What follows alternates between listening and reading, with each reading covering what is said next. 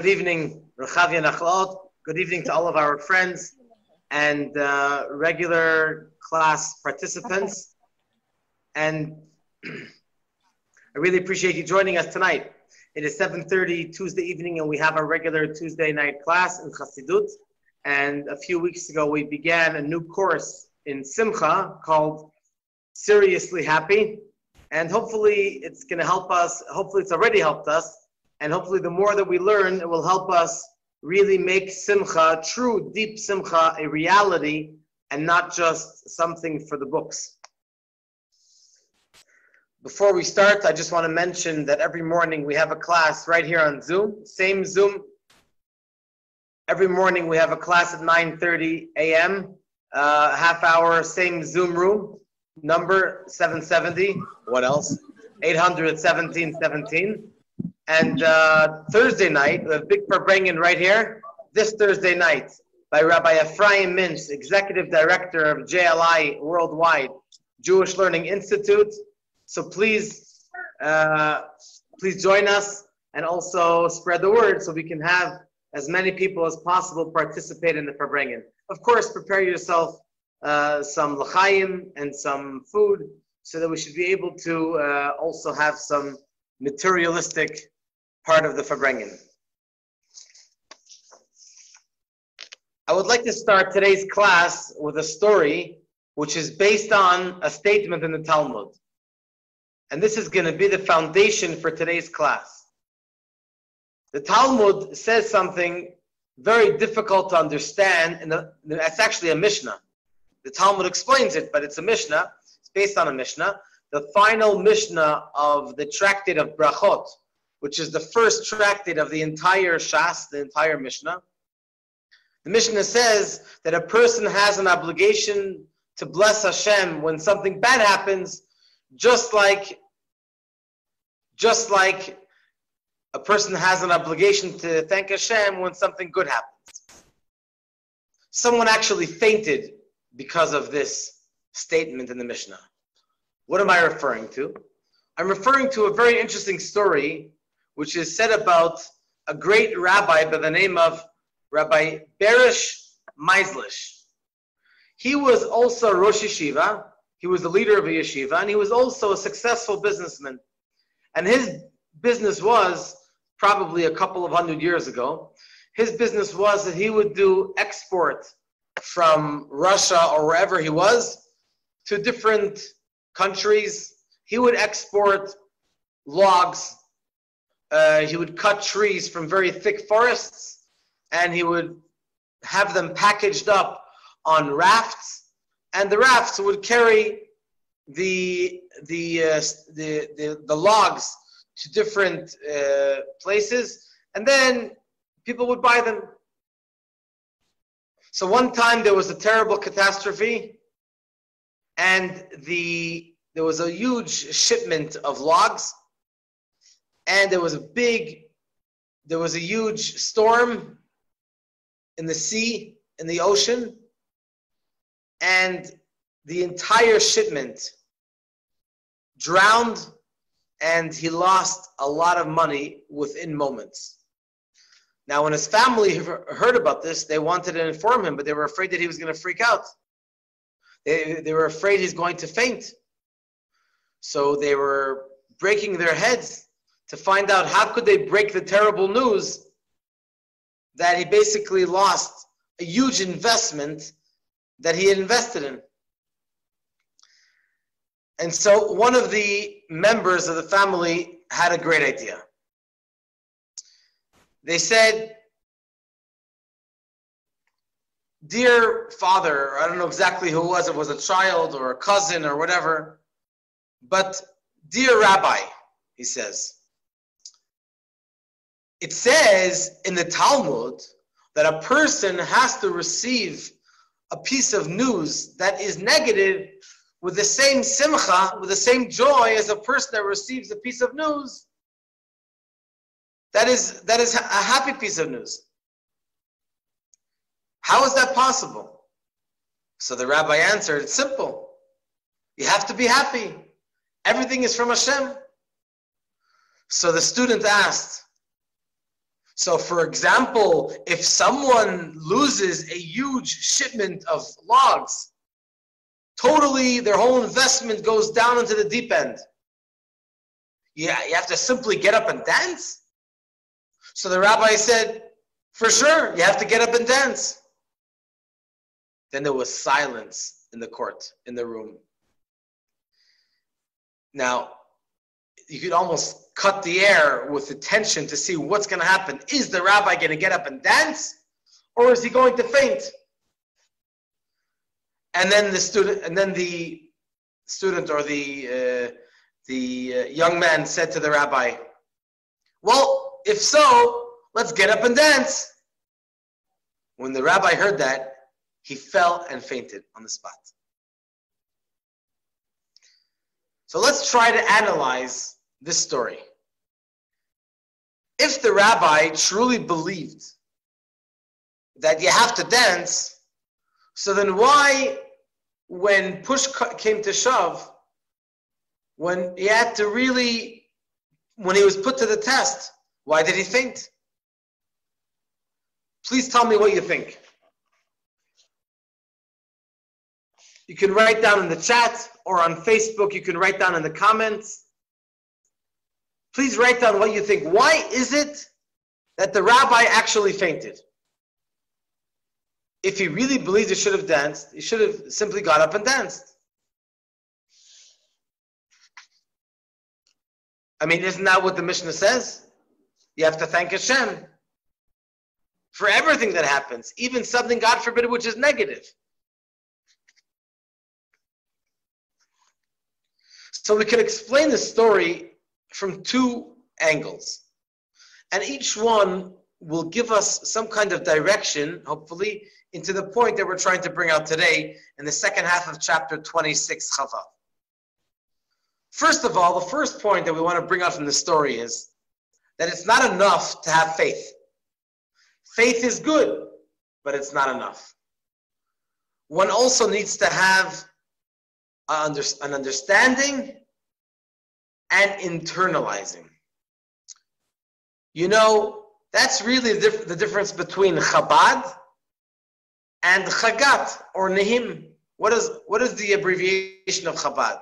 Chabad is Chachma, Bina, and Da'at. Wisdom, understanding, and knowledge. Now, those are the top three levels of the 10 Sfirot. Then you have Chagat, which is the abbreviation of Chesed, Gvura, and Tiferet. That's emotion, the three main levels of emotion. And then you have Netzachot, Yesod, Malchut. That's called Nehim, the abbreviation. Chabad is where you internalize it, where you take a piece of information and you take it in. So when we're talking about, for example, there are many examples for this, but we're talking about connecting to a tzaddik, a rebbe. So there are different types of rebbes, there are different circles, different communities, especially in the Hasidic world. And so you have a rebbe of Chabad and you have a rebbe in other types of rebbes. And every one is special. But one of the differences between Chabad, Hasidus, and Chagat is that Chabad, we sit and learn the Hasidus ourselves.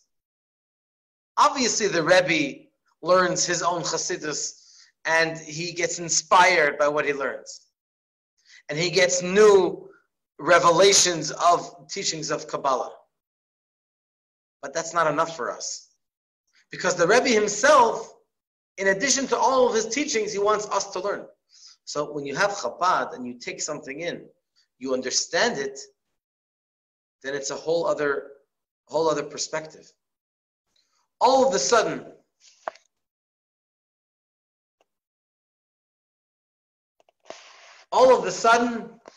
a person starts to appreciate much more what we do. So by other Chassid, actually the Rebbe would encourage other Rebbes, for example, Ger, Belz, and there were many other Rebbes that came to visit our Rebbe. And very often the Rebbe would encourage them to institute the learning of Chassidus in their own yeshivas. Doesn't have to be Chabad. It can be the Noam Elimelech, it can be the Sfat Emet, Chidushei Harim, all the different wonderful interpretations of Chassidus from their own Rebbes. Because the Rebbe believed that it was important for everyone to internalize the beautiful concepts of Kabbalah and Chassidus. And so, this individual, this Rabbi Meislish, he knew that you have to dance, but it wasn't internalized. It's one thing, the knowledge, but then to actually feel it, to actually take it in and act accordingly, that's a whole other level. That's a whole other ballgame. And perhaps, obviously because he was subjective, perhaps there was a bit of a gap between the knowledge and the appreciation. Just to explain in short, you have the knowledge of the fact and then the understanding of the fact. Two different concepts. So he knew about the fact, he knew about it, but he didn't understand it. Hasagat hamahut, that's internalizing, taking the mahut, exactly what it is. That's why he didn't faint. That's why he didn't dance. Because that was the natural instinct. If he would have internalized it more, we're not judging him, we're just explaining the story. If he would have internalized it more, then maybe he would have been able to get up and dance. That's point number one that we learned from the story. Point number two is that even after a person understands, that even after, I hope it's not from my end, even after a person learns something and understands it and takes it in, you have the first instinct. You have the first reaction. We're human beings. And it's possible that a person internalized something and is prepared for the challenge. But very often, the way Hashem created us is that we have simply a first instinct. And it's difficult, very difficult to overcome that because you're not ready for it. So if you're quote unquote ready for it, then you can act accordingly. But if you're not ready for it, it's very, very hard. It makes it many, many more times more difficult. And so, even after we have a class and we'll learn about something and we'll internalize it and you'll talk about it with your spouse, you'll talk about it with your children, talk about it with your parents, and you'll discuss it with your friends and you'll think about it when you're going in the streets, thinking about the Torah lesson that you just heard. We're still human beings. And it's possible, very possible, that it's going to take a while until this becomes your first instinct. And that's a very, very great level. Because naturally we're drawn to what we see at first glance. Even if you have a lot of control, but there's still that first. So there's a lot of work to be done. After this brief introduction, now we can get to the shir itself.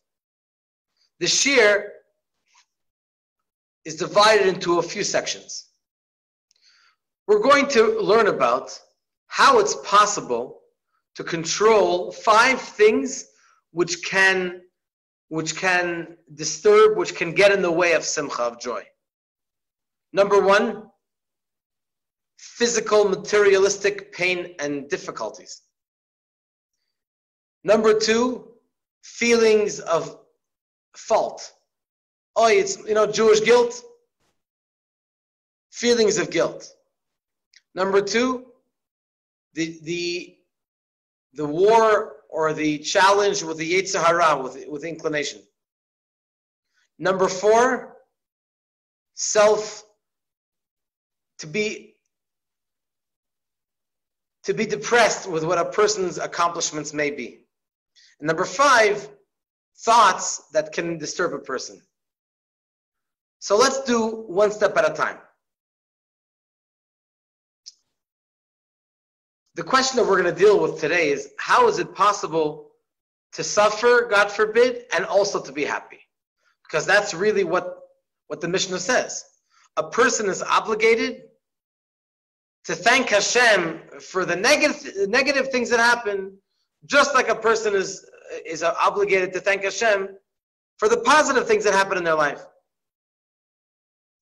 So we already learned in the first few classes how important it is to be happy. And for sure, everybody wants to be in that place. Just like a little child is naturally happy. The difference is that a child doesn't have problems. And even if they do, they're not aware of it. An adult can have problems, God forbid, either with livelihood, or with parnasa, or with health, God forbid, or with shalom bayit, God forbid, and there could be real issues. But the adult, because they're aware of the issues, it can be hard to be happy. Because if they get a message in the morning that there's a minus in the bank and they know they have to cover it, they'll usually be distraught. But a child, a baby, is naturally happy. How wonderful. Everything is fine and dandy. Everyone wants to be in the neighborhood of children. When we do events for holidays, for the Chagim, before the Chagim, like olive press, for the local kindergartens and local schools, and model matzah baking, I tell the teachers and the kindergarten teachers as well. I tell them, you have the best job in the world. Be with children, around children. There's nothing more heartwarming and giving you a really good feeling than being around the child. So the question that I want to open up the message board with is, how do you feel? Is it possible to be happy also when there is a difficulty? If yes, how do you succeed to do that?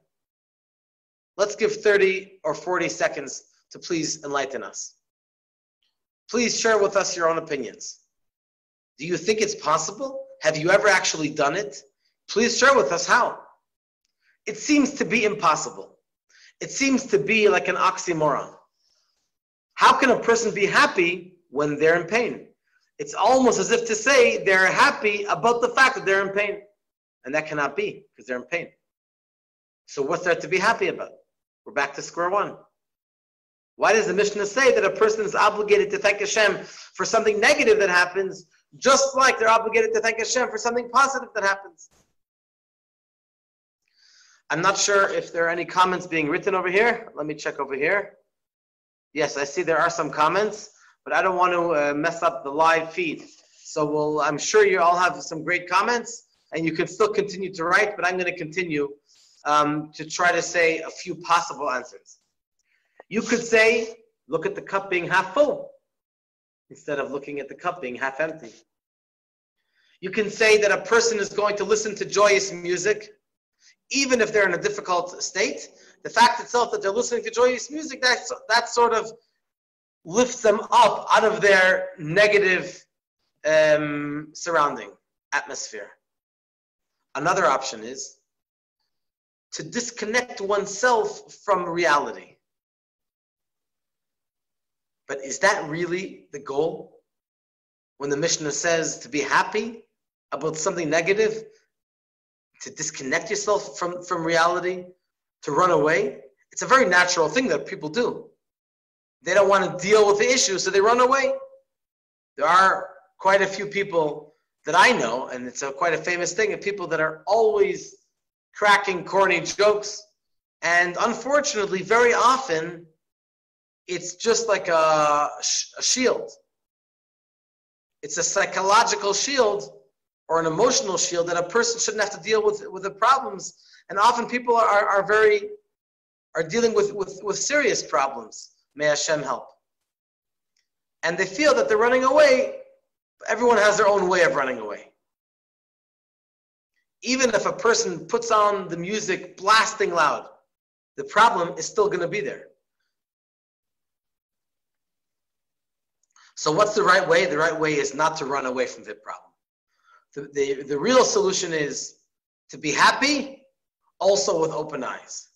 To look at the issue in the eyeball, not to run away, and nevertheless to be happy. How is that possible? It seems almost impossible. So to understand this, we have to see, how does Yiddishkeit, how does Judaism relate to bad things that happen in a person's life, God forbid.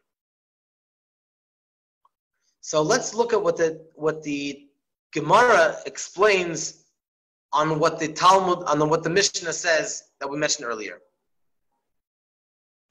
We quoted the Mishnah, and the Mishnah says that a person a person has an obligation to bless Hashem for a negative thing that happens, God forbid, just like if something positive happens. So what does the Talmud say? The Talmud says a very logical conversation based on this Mishnah. What is the intention of the Mishnah by saying that you have to bless Hashem for the negative just like you bless Hashem for the positive? If the intention is that you have to do the same bracha, well, let's see. What bracha does a person make if something good happens to a person? The answer is, Baruch atah Hashem Elokeinu melech haolam, hatov v'hameitiv. He who is good and he does good to others. Thank you, Hashem, for doing good. So maybe the same bracha should be if someone has a negative experience, God forbid for them. But we know that that's not the case. The Mishnah says just one or two Mishnahs earlier that for something bad, a person has to, for example, if someone passes away, so then the family, the children say, Baruch Dayana Emet, Baruch Hashem Elokeinu melech haolam, Dayana Emet, the true judge. In other words, we're not interfering into Hashem's judgment. He for sure judges the right thing. So what do we see? That it's not the same bracha. So what does it mean you have an obligation to bless Hashem for something bad just like something good? It's not the same bracha. It's not the same blessing. So the Gemara answers, actually it's Rava that answers, that the intention is not with the same words of the bracha. What the Mishnah means to say is that a person has to receive, to accept something negative that happens just like they accept something good that happens. This part of the Gemara is difficult to understand.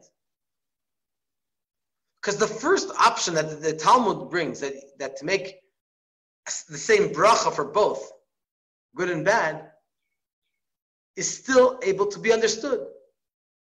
You tell a person basically that they have to understand that also the bad is really good. And therefore, they have to say the same bracha. So, seemingly, that should be the bottom line. Just like a person says for a good thing, thank you Hashem for doing good things. So too for a bad thing, a person should say, thank you Hashem for doing good things. Because Hashem is good, and everything Hashem does is good, and He's doing good things for others. So on one hand, you're telling me, basically, at the end of this paragraph of the Talmud, that it's a different bracha. On the other hand, you're telling me you have to consider it to be good, even if it's bad. So make up your mind. If it's really good, so you should have the same bracha, Baruch atah Hashem Elokeinu melech haolam, hatov v'hameitiv. He who is good and he who does good. So we're basically back to square one. What becomes quite clear from this Talmud, that if it's really a bad piece of news, how is it possible to be happy? And if it's really good, so why are you saying a bracha, Dayana Emet? Make up your mind. And so the next portion of the Tanya, the Alter Rebbe is going to explain a very powerful concept. That a person should purify their heart from any sadness or worry from worldly matters. Even in their family, children, life, and food, which is parnasa, livelihood. No less than that. In other words, a person has to bring to themselves to a situation that even a drop of bitterness does not creep in to their personal lives. Even when it comes to the most important things in a person's life, children, family, livelihood, health, a person should not allow, at least in principle, should not allow bitterness and depression to creep in. Let's see the second half. I'm going to read it in Hebrew and then I'll translate it into English. Lekabel b'simcha. The title is to receive everything with joy. V'hinei, and behold, eitza hayutza. What is the perfect advice? Letaher et libo, that he should purify his heart. Mikol etzev v'nidnud daga, from any type of depression and shaky concern. Mimili de alma, from worldly matters. Mi'inyanei ha'olam hagashmiyim, from the materialistic worldly matters. Va'afilu midagot biglal, even from worries and concerns which are associated with bane chayu mezone, children, life, and food, health, and livelihood. Muda zot, it's known to everyone. Lakol ma'amar avotenu zal, what the Chachamim say, kishem shemevarech ala tova, just like a person makes a bracha for the good, kach mevarech ala ra'ah, so too he should make a bracha for the bad, for the negative that happens, God forbid. Upirshu beGemara, as it's explained in the Gemara, sha'akavanahi, that the intention is lekabule besimcha, to receive the bad with joy. Kemo simchat hatova niglit v'neret, just like something which is good, which it seems to be quite clear, so too, God forbid, if something bad happens, a person lekabule besimcha, to accept it with a simcha.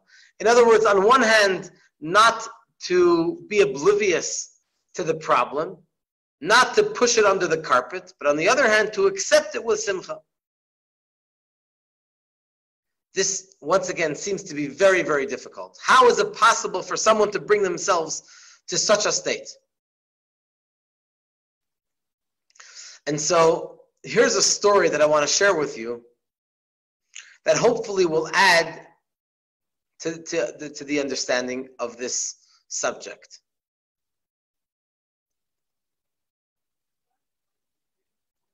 There were tzaddikim that used to go around from town to town on galut. They would take upon themselves an exile. And being on exile, they would put on simple clothes, go to places where no one really knew them.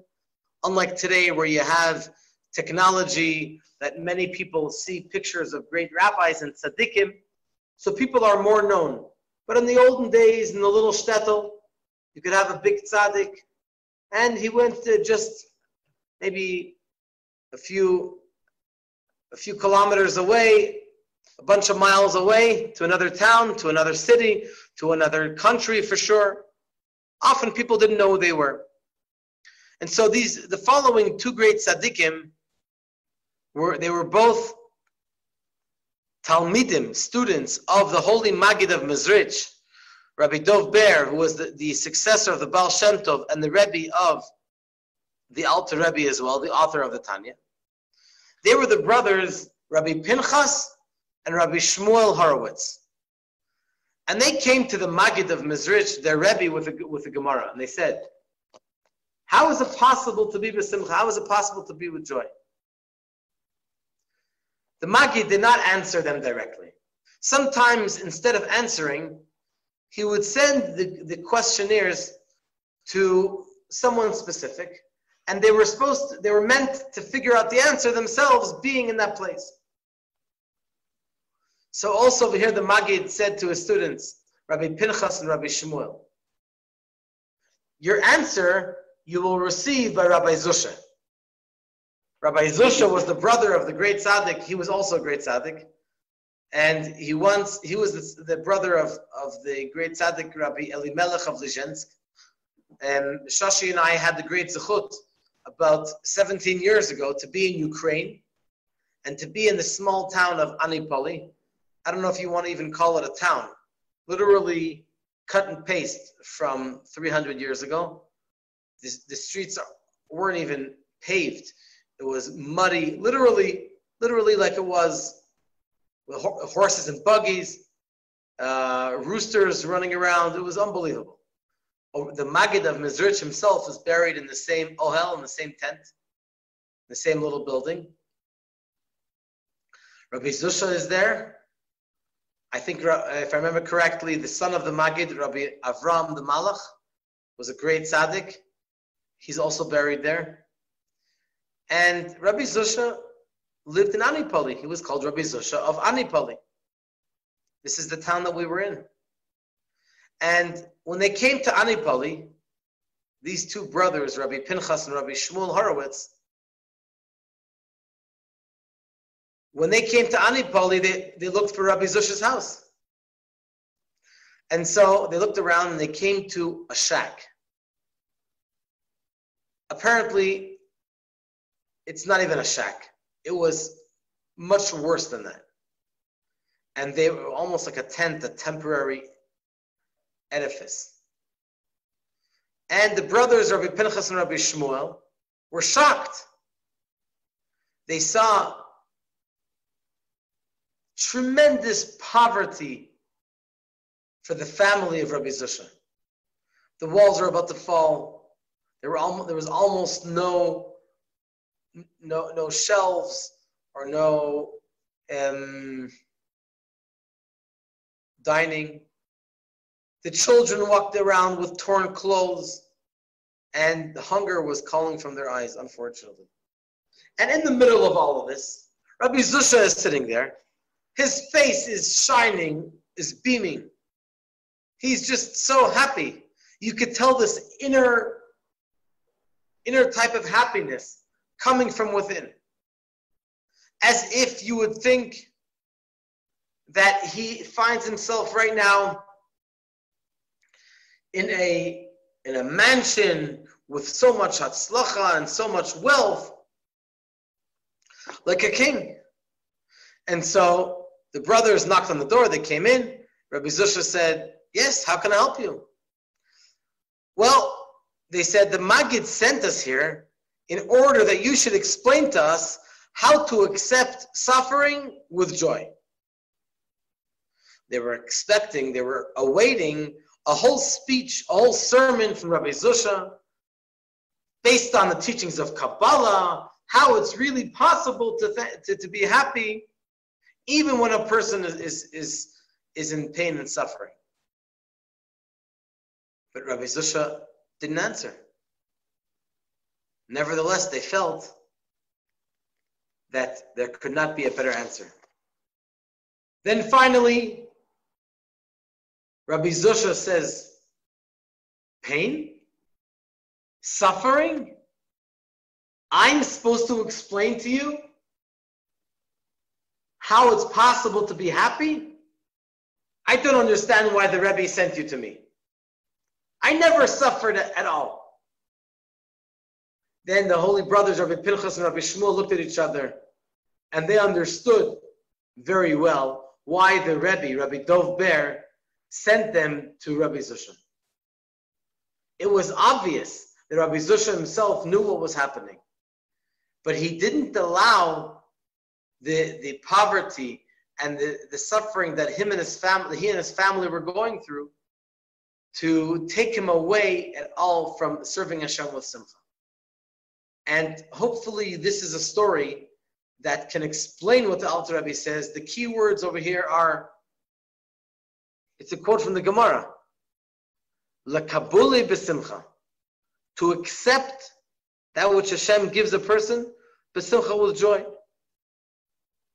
It's still not so easy, as we're going to continue to explain. But at least the facts, the more we hear a story of a tzaddik, the more we should be able to appreciate this and to live in the same type of way. I'm just turning over my phone for a second. Please stay right here. Don't go anywhere, even during the advertisements, the brief intermission. Okay, I had to plug my phone in.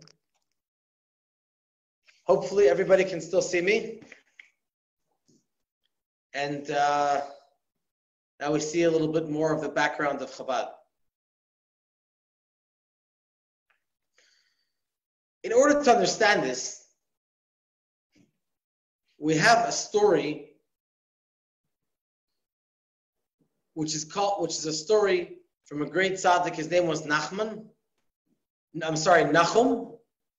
And the story is he was called Nachum Ish Gamzu. Nachum, the man of Gamzu. What's Gamzu? Gamzu are the first two words of Gamzu L'Tova. This is also for the good, for the positive. Rabbi Nachum, he was accustomed to saying everything that happened. He was accustomed to say Gamzu L'Tova. This is also for good. Even if something didn't seem good. Nachum Ish Gamzu, it happened once in his time. Thank you, Tzvi, for all of your source sheets, and everyone's highly encouraged to look them all up and to get to know much more of each of these great tzaddikim that Tzvi is sending us to. I hope Facebook can also see the comments on the chat that are being posted over here on Zoom. And the emperor of Rome, who governed Israel at the time,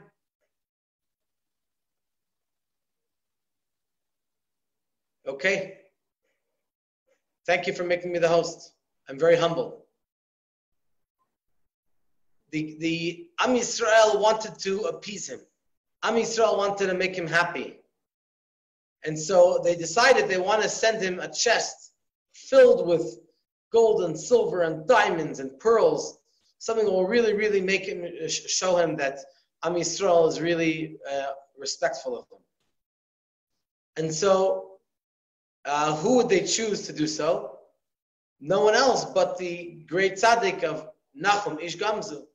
And so Nachum Gamzu goes on the way, and he stops off in an inn.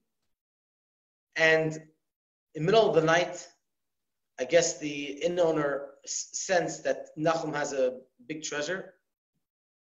So he finds a way to get to the treasure box. He opens it up, empties it out, and fills it up with dirt. He locks it back up, puts it back in the place, and seemingly Nachum Ish Gamzu has no clue at this point that the pearls and precious stones have been removed. He comes to the emperor, continues in his travels, and he says, Your Majesty, Am Yisrael in Eretz Yisrael admires you so much, we've decided to bring you a beautiful chest filled with precious diamonds and pearls. And so he's very happy. They bring it to him. He opens it up, and he sees it's none other than earth, dirt. Without blinking an eyelash, Nachum Ish Gamzu turns to Hashem and says, Gam zu l'tova. Gam zu l'tova. This is also for the good. And so immediately the emperor is furious. Are you making a joke out of me? You're trying to mock me? He tells his servants, throw him into the lion's den. At that moment, Hashem sends a miracle. Eliyahu Hanavi, Elijah the prophet, dressed up as one of the servants of the king, and he says, Your Majesty, just before you do that, I want to please suggest something. And that is, you're in a war now. Nachum's great-great-great-grandfather, one of his forefathers, Abraham, when he needed to fight the 4 strong kings in order to save Lot, he threw dirt, and that turned into arrows, and he won over the 4 strong kings. Maybe you should try that. Right now, you're in a war. Let's try it. What do we have to lose? And of course, he tried it, and it turned into arrows. And the emperor was very, very happy with Nachum and Am Yisrael. He sent back many wagon loads filled with all kinds of gifts and riches for the Jewish settlement in Eretz Yisrael. On the way back home to Israel, they stopped off. This time it was a whole entourage that stopped off in the inn. And the owner was shocked. He rubbed his eyes. He couldn't believe it. And he said, "How are you still alive?" He said, "What do you mean? This was unbelievable earth. The king won the war, or was winning the war because of the earth that I brought." And so this guy thought he was a smart aleck. He went to the same place. He filled up a few chests of earth. And of course, he brought it to the emperor, and the emperor tried it out. Obviously, it did not become arrows, and he was sent right to the lion's den. And so, what exactly happened over here with the story with Nachum? What happened was that Nachum Ish Gamzu saw within every single item that it's the hand of Hashem. Even if he didn't appreciate it, his vision, the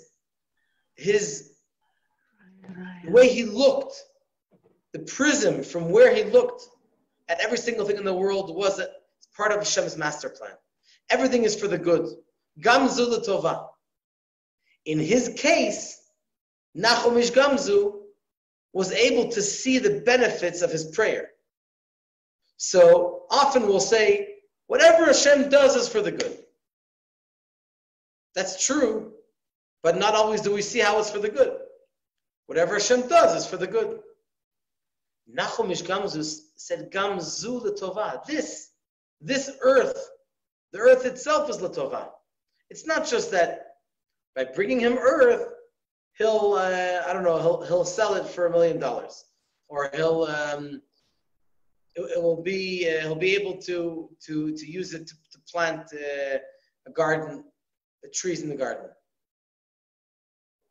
The objective was that the earth itself was going to win the war. The earth itself turned into arrows. Gamzu l'tova. This earth, not only that there will be good as an outcome in a roundabout way, but directly. Nachum always tried to see within everything in the world, the good from it. And this could have brought him to literal death very quickly. Nevertheless, Nachum Ish Gamzu chose to put on the spiritual lenses and to try to see from within every situation how it's for the good. And so, by hearing these stories from our tzaddikim, hopefully we are able to be uplifted and to try to change our perspective, even if we don't always see how things are for the good, to hope and pray that it should be for the good, and most importantly, that it should be good in the most revealed sense of the word. Not just good that a person has to explain to me how it's good. Rather good, which is ultimate good. And so, in summary of what we learned today, we've learned today about trying our best to balance two subjects, seemingly two opposite subjects. On one hand, to realize the reality. If a person is going through a difficult time, then they have to realize it, because only when they realize they'll be able to get out of it. But at the same time, to accept it with joy, which means to try our best to zoom in and to try to see in every situation how it is itself for the good. And by following in the steps of our leaders, following in the steps of our Rebbes, hopefully we're able to bring ourselves to that state. Thank you very much for joining us.